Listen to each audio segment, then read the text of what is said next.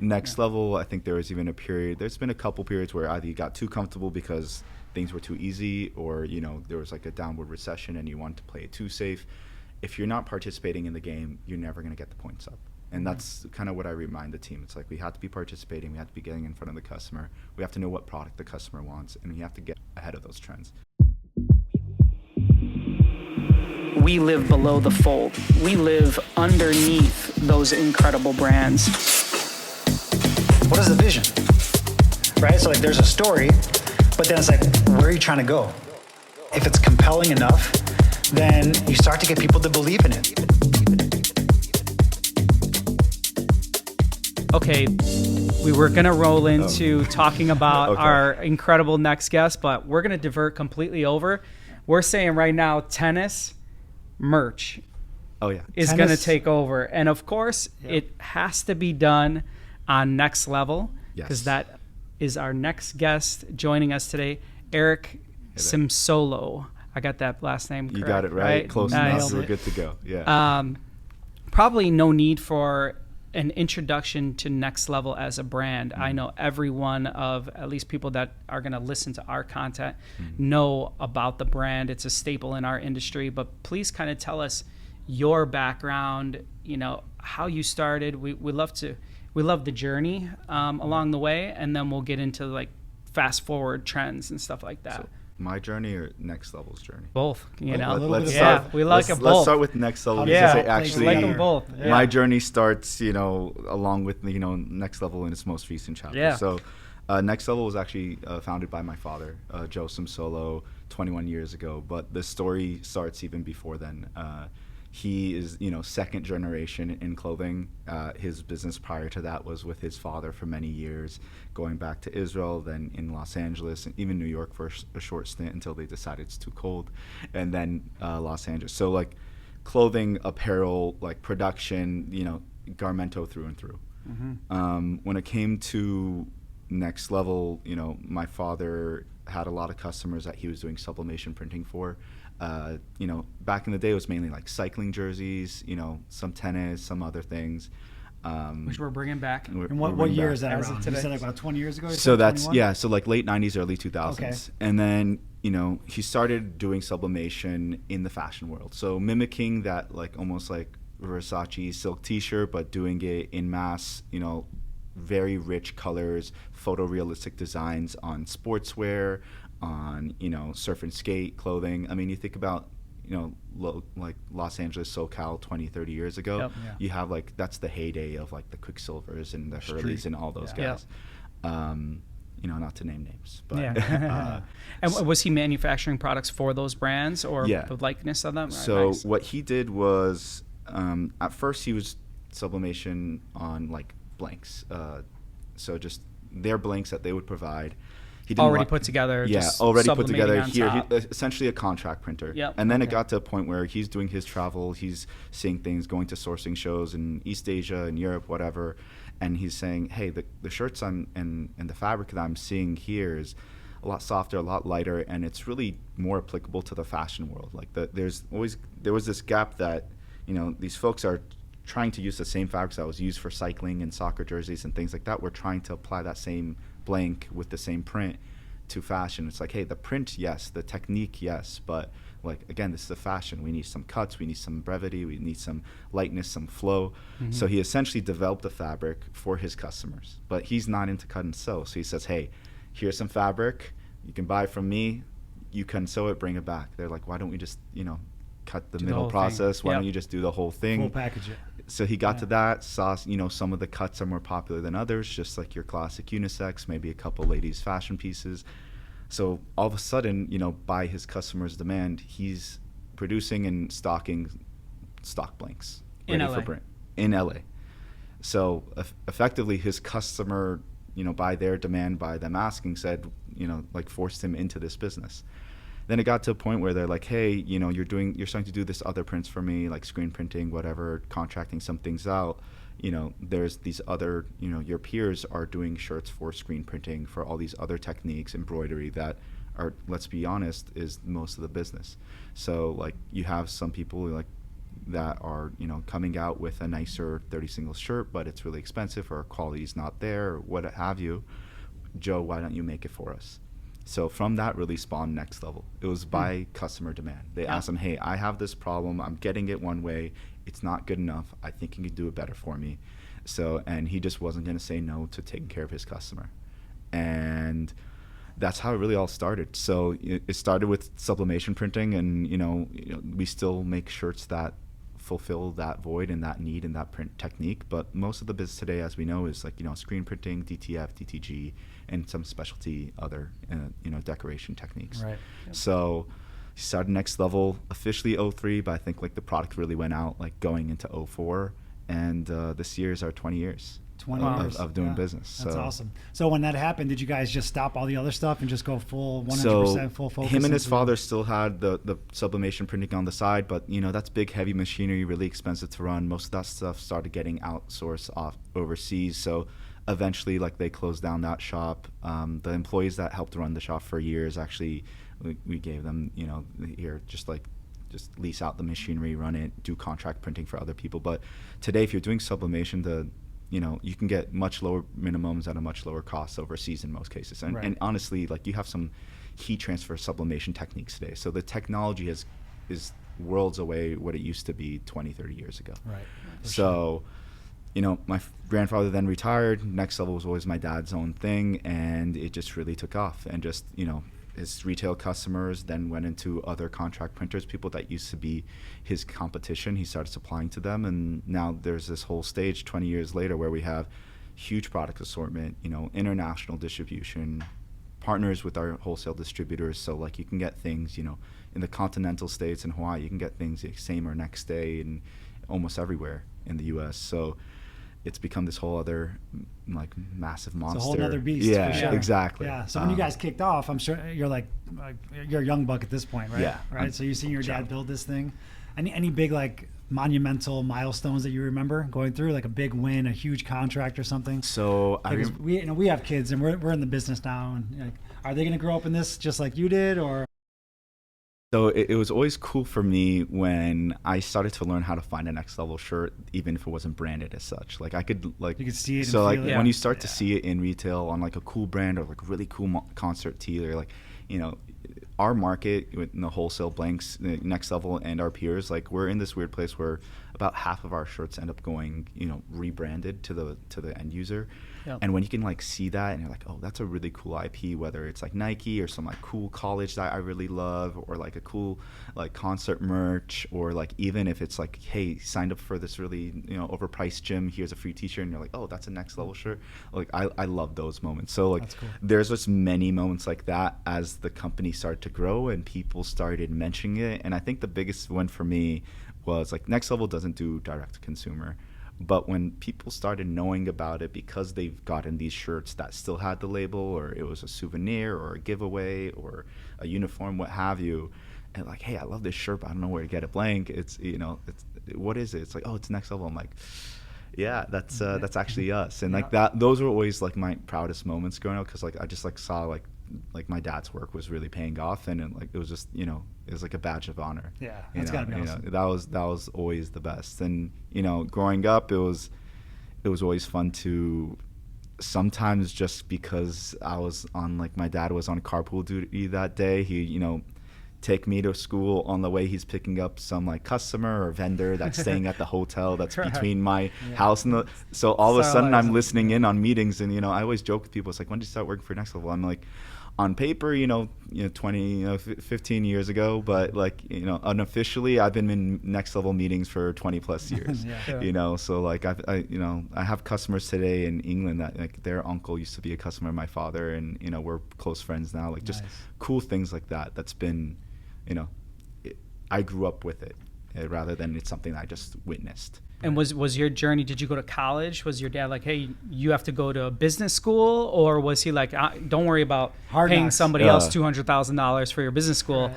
I'm going to give you the greatest one ever on the way with the bus to school, right? Like, so, I mean, it was a little bit of both. So my father wasn't classically educated. He kind of just learned it as he went, immigrant, really American dream through and through. For me and my brothers, it was like, if you can have a higher level of education, you should. What you do is really up to you. We're 4 boys, which is, it's an intense household. Oh, yeah. The eldest is a doctor. We're 3 boys and one other, so we got 4 as well. Lots of ripped T-shirts and bloody clothes, but luckily we had a lot of shirts, so it was fine. Broken tennis rackets. Well, you got the doctor to take care of it. Exactly. And my dad was a medic in the Army, so between the two, we were covered. So like, oldest brother, doctor, that was his passion. He even worked at Next Level, took a break before med school, but he still felt like his calling was to do that. Second eldest brother works with my father in real estate, so like different family business. And I kind of, maybe just by nature, just by the circumstance, spent the most time around Next Level and really like got into the weeds of it. I'm like I love to get technical with the product. Where are you at an age? I'm turning 30 soon. No, but like, are you the oldest? I'm the third. They're the third. I'm the okay, third. got it. So I was just the one that kind of spent the most time around it for whatever reason. Even when I worked elsewhere, interned elsewhere, it was something in clothing, whether it's a, music licensing agency or something like that. Just kind of found my way at Next Level. It wasn't something that was predetermined by any of my parents. It was just, they would never put pressure on that. Obviously, 4 boys, father probably wanted at least one of us to somebody's got to take that it over, guard, right? but it just kind of happened to be me. And it's where I found myself, and that's where I found a lot of my experience, a lot of my interest. So I was always working at Next Level or something in the industry throughout college. Like if I could get Fridays free, I'd do that, do some part-time work, summers, all that, do the trade show circuit. And then, coming out of college, I was actually about to do banking in New York. And our then president at the time, who was like one of my mentors, he was like, I'm going to talk to you separate from your father. In a couple of weeks, you could either go to New York, wear a monkey suit, and be and work for someone like more than 5 days a week. Let's be honest, for a good 5 years before you start to see the light at the end of the tunnel. And right around then, after you're sick of taking the subway when it's really humid and hot in summer, or really freaking cold in the wintertime, you're gonna be ready to come back home. So unless you're gonna do that for the rest of your life, would you rather like wear a t-shirt and jeans every day of your life and meet customers that like this language already? Sounds wonderful. I was like, you make a good point. You had me at Subway. So at that point, I pulled out of that and decided to, come back to where I knew I was going to be back anyways, and haven't looked back ever since. That's awesome. So, again, the Next Level origin story is as much my origin story as well. Very cool. But even like you mentioned, like being 30 and being the president of the company now, right? Yeah, it's a little crazy. And it's your dad that started it. I'm sure. Well, first, like how big is Next Level as far as like employee? So how many people work at Next Level? So, not including like indirect employment with like factories and whatnot, we probably got roughly 300 employees. Okay. Yeah. So it's a big organization. We have like business, our HQ is in Torrance, which is greater Los Angeles area. We have a lot of people that are remote, like the sales team mainly. We have a warehouse in Alabama as well, and then we have a pretty sizable production hub in Nicaragua that handles a lot of our sourcing for global sourcing supply chain. Gotcha. So just right there, that's like direct Next Level employees, and like those are people that we deal on a day to day. And then, if you include all the other people that you work with on a day-to-day basis, like that network is massive. Well, it's a sizable company. Yeah. Yeah. That's what I was going to ask is like coming in such a young age to such a big company, what was the largest challenge like for you? Like what was like something that you were like, oh my God, like how am I going to tackle this? Cold sweats in the middle. So what is the cold sweats thing? The cold sweats, I mean, the cold sweats is just like the size and scale of everything, a lot of doubt of like, can you do this? Is it too early? Are you too young? Whatever. But at the end of the day, it's like, I might be 30, but again, I've been around this business. Yeah. You may have forever. 20 years in invested already. So like, I always joke with people like, I'm just the Next Level historian. I can tell you the story. I know what happened, and at the end of the day, that helps us make like better informed decisions. Yeah. So that's the way I carry myself. It's like, let's take a step back, look at what happened, what got us here, what worked, what didn't work. I've seen a lot of people make the wrong decisions, and some of those folks, whether they made the wrong decisions at competition or even within Next Level doors, I know why they failed and why they're no longer there. Mm-hmm. So it's like learn from other people's mistakes was a lesson that my father like drilled from day one, And the other lesson that he drilled from day one is hire better than yourself. Hire people smarter than you. They'll make your job look easy. They'll make your job easy, and they'll make you look like a genius. Right. Yep. Between those two things and just being comfortable with, doing what I know, that's the best I can do. When I first stepped into this position, it was a little daunting. There was a lot of, long nights, long weekends. I still work a lot, but at the end of the day, like, I'm a lot more comfortable in knowing what I can and can't do. And then for the things I can't, either learn how to get there, hire someone to get there, or figure that out later. Yeah. On the other side, what was something that you just got? Like, what was, okay, this was like the most daunting thing, and this is the cold sweat. What was something that came so easily to natural? You? What was natural? Yeah. I think for me, it's probably 2 or 3 things. And I would argue it's not natural. It's things that I've been exposed to for so long. Those are the things that I already had the mileage on before I stepped into the role. Like, people always say, like, how do you get prepared for the role? Like, you don't get prepared when you get the job. You kind of work up to it. Sure. And then there's a title change, but that's just a formality saying, hey, you've completed the course, but you already did all your studying beforehand. Yeah. So product, I was always very product focused. I'm not the most technical person, but I always like to look into the finer details. At the end of the day, branding can do a lot for you, but like that highest level of customer satisfaction and customer retention is how good was your experience, and do you want to go back? A lot of people are habitual buyers. If they like a t-shirt, they're going to buy 10 blacks, 5 whites, and maybe a couple other colors, and that can probably fill their closet for a good couple months. Yep. So like that's number one. Like once you get the customer, how do you keep them? That's having the right product. Number 2 is like seeing what were the gaps that Next Level hasn't done, and we're starting to attack some of those things. So Next Level has always been a great product. We have a good reputation. We have customers that love us, but we haven't been great at telling our story, like pushing that. What is the brand experience? What's the brand story? Yeah. We have a great story. We have many great stories, and we can talk to a lot of our customers, and they probably have things we don't even know about. So like, why do people choose Next Level time and time again? How do we like share that with the world? And I think that's something that Next Level going forward, we're doing a lot of initiatives to better tell our story that then makes it easier for you to sell our product to your customers. And generally speaking, Next Level is a higher priced, higher margin, higher profitability product compared to some other like players in the market. So why wouldn't you want that? Yep. So those are probably like the 2 big things for me from day one. It's just like, seeing the things that could have been done that weren't, and that was like the branding, and then just like knowing the product and making sure that at the end of the day, you can sell someone on something, but if they didn't like it, they're not coming back. So like, it's a little bit more costly. Sometimes you're going to do returns and credits that you don't want to do. But like at the end of the day, that's your reputation. So like we have to have a good product, and when we don't, we need to own up to it. 100%. Yeah. Now I'm interested in your take, because I feel like you'll have a good perspective on kind of a no, but it's also like you'll know, and I think we can all learn something from it. Yeah. Competition. Oh yeah. The competitive landscape. Oof. And so you guys have been around for 20 years. Yeah. And I feel like you being younger, being the president now, you almost need the fresh young guys to come in and kind of like revitalize this. But you have competition out there. You could pick a brand, right? That's there. And when you're around for so long, it's like you have to like reinvent yourself again, and you have to like, okay, these guys are doing this. What can we do?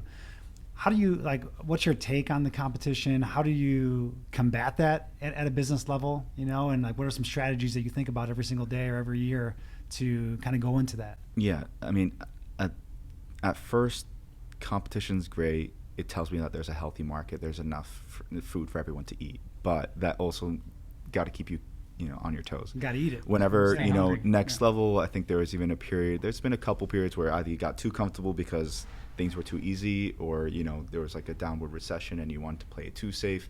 If you're not participating in the game, you're never going to get the points up. And that's kind of what I remind the team. It's like we have to be participating. We have to be getting in front of the customer. We have to know what product the customer wants, and we have to get ahead of those trends. Sometimes if you don't know, like product-wise, what the next trend's going to be, or you're not sure of it, you might feel like you're too early. You're going to launch something too late. Someone's already established themselves as like, hey, we are the, like the best example is Tesla. Mm-hmm.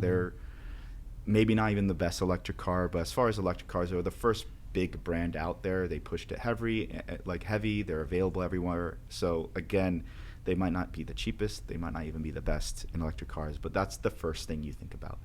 And like, there's a first mover advantage right there. For sure. So again, you almost have to be afraid. Like, don't be afraid.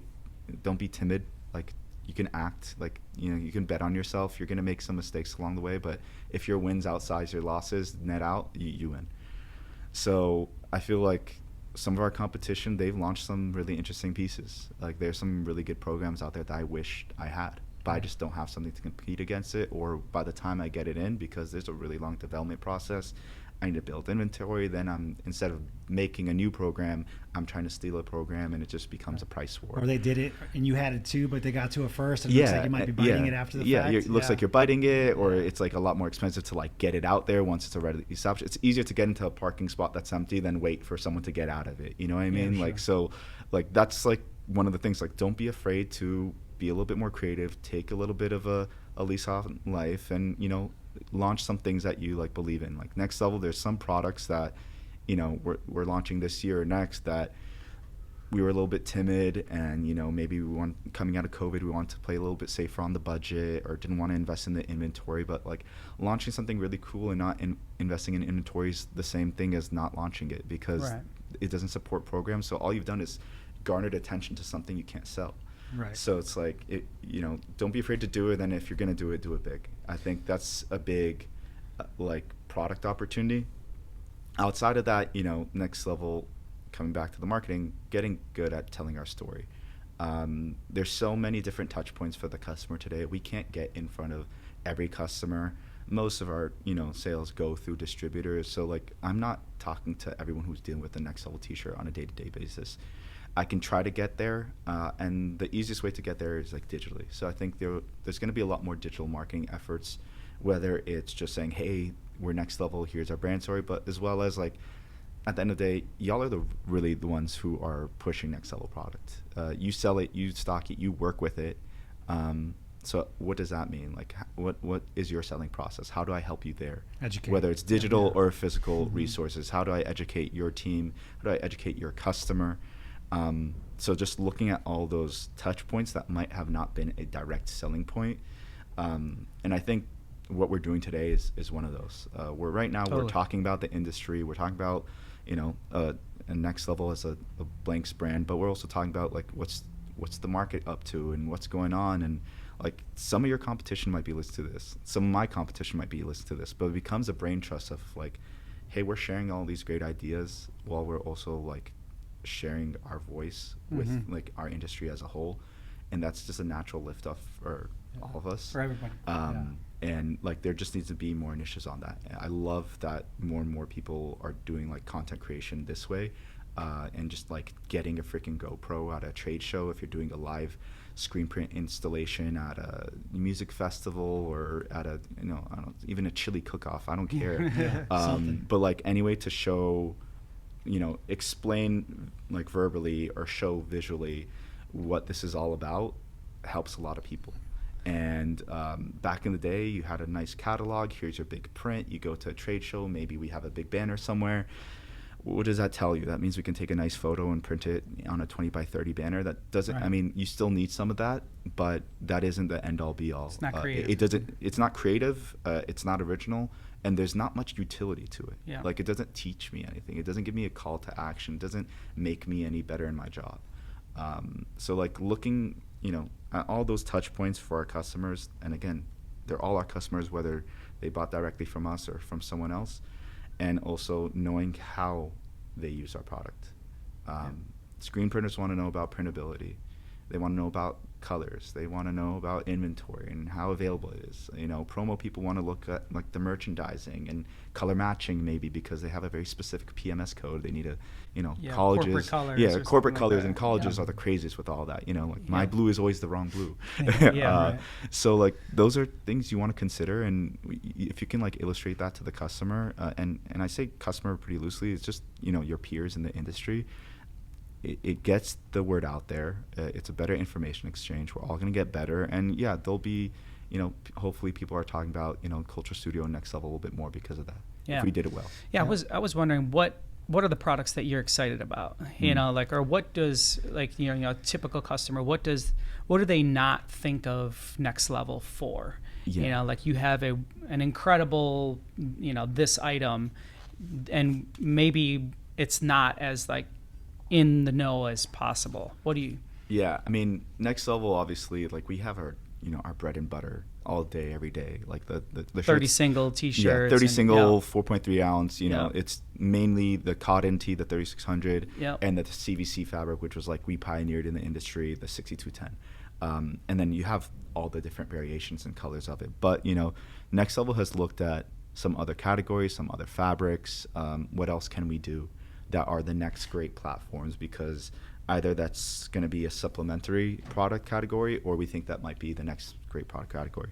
2024 is pretty much the year of heavyweight. I know we're not the first person to come out with that. It's something we've been looking at for a while. We were a little bit timid to launch those things in the past, so I'm not happy about that. I think it's here to stay, though. Yeah. But I think it's here to staple. stay. So we've been screaming from the mountaintops. Honestly, inside Next Level doors, myself included. Yeah, so I'm like stay. glad we finally pushed through, got the buy-in, and you know, we're launching 2 t-shirts, a men's like a unisex short sleeve crew neck, and a ladies like short sleeve crew box crop is what I'd call it. Like Next Level ladies like crops are like pretty modest. They hit the top belt line. So that's one fabric platform, you know, 6.8 ounce, heavy, hefty, but still Next Level. So it's soft. Soft, side seam, comb ring spun cotton, super printable. So that's that. And then on top of that, we're doubling down on the heavyweight. We're doing a heavyweight fleece in 3 styles: a hoodie, crew neck, and a ladies crew neck that again is a little bit more of that like high waisted or, you know, modest crop. Pullover, is it? Just a pullover hood. Zip not yet. And that's a 10 ounce.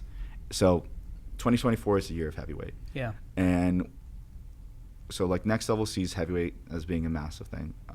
The color assortment, you know, historically you have a lot of jewel tones, promo colors. You still need that. You have your blacks, white, and all the grayscale.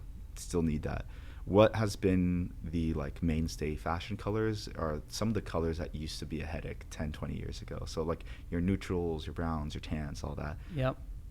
They're here to stay. Creamish colors. Yeah. So Next Level, cement. Next Level always had those items, but we're expanding in that color assortment. So you'll see that not just as color adds in our existing styles, but also in all the heavyweight stuff going forward. So there'll be some cool stuff there.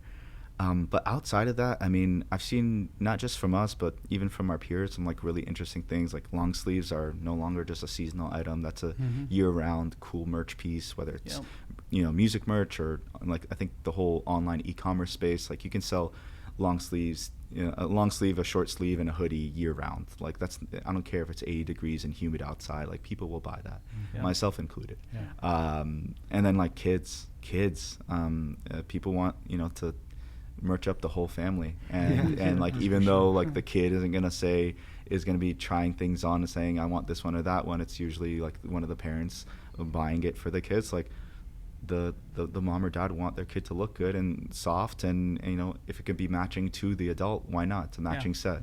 You know, you can be matching set with a hoodie and sweatpant. You could also be a matching set in the whole family. So like, how about that shirt you just showed me? You can call that bread and butter because it's so soft. So super soft. Hug me soft. Really. So this like, is a garment dyed or so a wash? We used to have a garment dye shirt way back when. I think Next Level was good R&D for us. It was a life lesson. Just wasn't super printable. Some people can achieve that very well in the dye house. Some people not so much. Depends on the dye house, the dye stuff.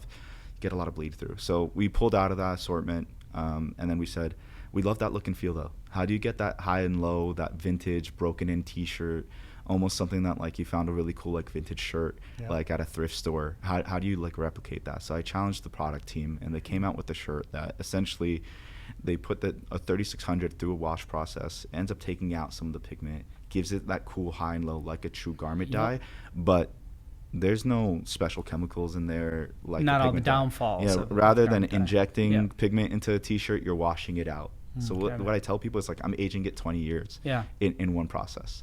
What is this item? So this is the 3600 soft wash. Okay. So it's super again, nice. It's a 3600 we'll wash down. We'll lay it on top and do all Yeah. that good stuff. if you like the 3600 and you like printing on it, it's the same process, but it has a little bit of that high and low color effect. It's already broken in, so it's going to be super soft, and it's not going to lose that softness because it's like more of a mechanical process. Nice. And then it's also pre-shrunk too because it's been washed, effectively 1,000 times over. So it's that really old T-shirt that you don't want to get rid of. Yeah. But it's brand new. It's awesome that you bring that up. I mean, we have built, we got SOPs. Yeah. I mean, for days on this, ink contamination. It's not a dye migration because that's polyester. Like I feel almost like on our end, on the decorator side and on the merchandiser side, we're taking so much extra added, almost like going away from being specialty on the print side and trying to just mitigate issues, prevent issues from the garment dyes. So I love that you talked about it. To be honest with you, you're the first one to talk about anything outside of we're just going to do a garment dye, that there is maybe even a better way. So that's great. We're testing it out. I would like to replicate that wash process in, across the assortment. There's no question a garment dye, pigment dye t-shirt merchandising wise, it's amazing. Yeah. But then you have to print out. But utility wise, you guys, the printers, hate it. And that was the thing. Screaming. My promo folks, my retail folks, my end user customers, they looked at it and said, great, I want to order it. But the person that was working with that shirt would call me and say, Eric, I can't work with it. It's too tough. It's too much fallout. It's hard to print on. I got to give it a special run. I need to keep the humidity. Locker bases. All these special treatments. And you want things to be, exceptions to the rule rather than the rule itself. And when troubleshooting is the rule, it's not feasible for a business. So we're in the business, and you guys too, is we make fashion scalable so that we can hit all these touch points and make all those memories for the end users. It's hard to do that when you have a product that's just hard to work with. Yeah. So I still have a lot of those blanks in my closet, and they're great as blanks, but printed wise, I knew I needed a better solution. That wasn't something that the end user was asking for because they get the end product, they love it. It was something that my printers were asked for. They just knew, they're hey, get me something that's easy to work with, and that's what we developed. And we launched at beginning of last year, 12 colors, some pastels, some washed blacks and grays to have that more vintage tea look. And we're going to go from there and expand it as time goes. Yeah, Michelle, you know what a session 2 will be right at the end here is let's bring some of those products out to Tyler and team and have them print them. And then they can kind of print 2 at the same time. So we'll print a garment dye and we'll print that soft wash. And then we'll put the prints up and compare them and see kind of how they look together. I think that would be really awesome. That'd be cool. Yeah. I mean, you can print on it the same you do on a 3600. So discharge, water-based, specialty. Hell yeah. All the above. Just let's tear out the competitors' tab just to be fair. Just to be nice. The real Garmentos. The real Garmentos will be able to point it out, but let's just be a little nice. We talked about competition. We didn't say that to be nice. We'll definitely be fair. Not nice. We'll be fair. Well, no, we appreciate it. This is awesome, man. I know you came out earlier, showed some of this product to myself and the team. I can vouch for it. It looks badass. The heavyweight is awesome. This Hug Me Soft shirt is incredible too. We might have to call it that. Hug Me Soft. Awesome, man. Yeah, cool. I mean, incredible. Congrats to you for taking on a role, this early on in your career. We were talking about, we have kids, young kids growing up, and they're growing up in the business, and they're hearing us talk on the phone at 2:30 in the morning is damn, you're talking to Uncle Carlo again, and it's 2:00 a.m. What are you guys talking about? Right now. You guys miss each other, you work all day together. together. MBA. That's what it is. So they're listening in, they're watching that's kind their of lesson right there for us to see that could be our kids one day. It can work. Yeah. So this is awesome. Love to have you back. Even better, when we're not, right in the thick of tour season. So spend some more time together, get out on the floor, test some more products. But man, thanks again. Appreciate it. This is awesome. Thanks. Thank you for having me.